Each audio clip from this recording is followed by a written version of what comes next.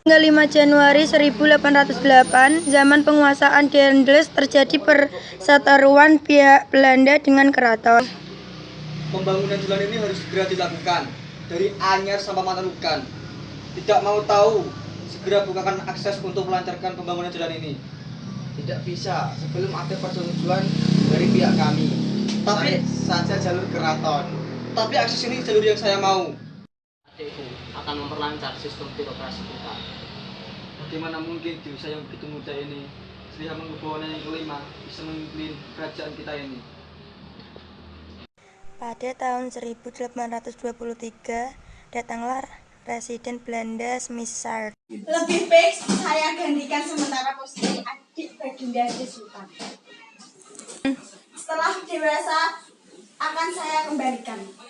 Dengan begitu kehidupan rakyat pasti terjamin.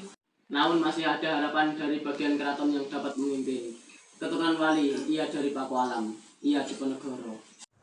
Kepemimpinan Smithsard membuat rakyat menderita.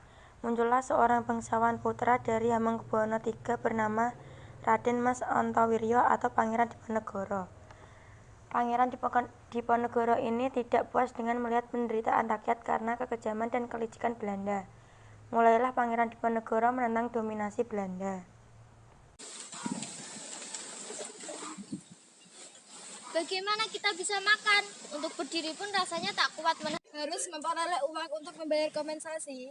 Entahlah, keuangan kita sudah mencapai kebangkrutan. Kita harus mencari siasat. Baik, akan saya usahakan, insya Allah ada jalan. Kemudian Pangeran Diponegoro meminjam uang dari Kapten Tionghoa.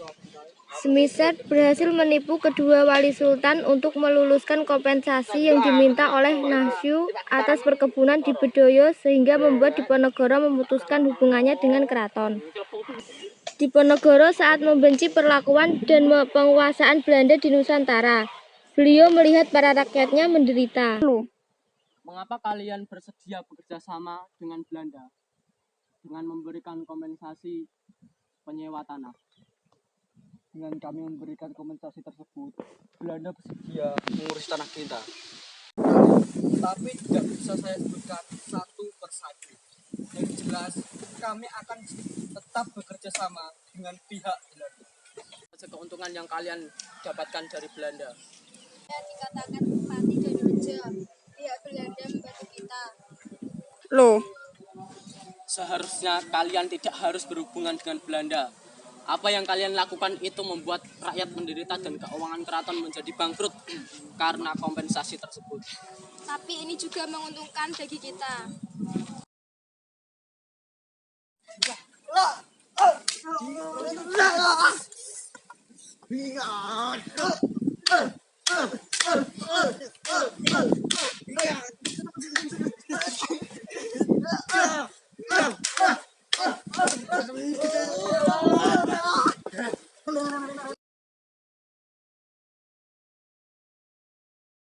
Danurejo mengutus pasukan Macanan untuk menjaga patok-patok tersebut.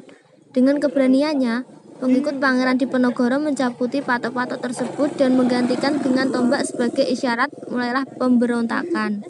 Cara kita berlindung sementara ini. Lawan dulu sampai habis. Saya akan memikirkan gimana kita akan berlindung. Tapi keadaan semakin sulit dari Belanda.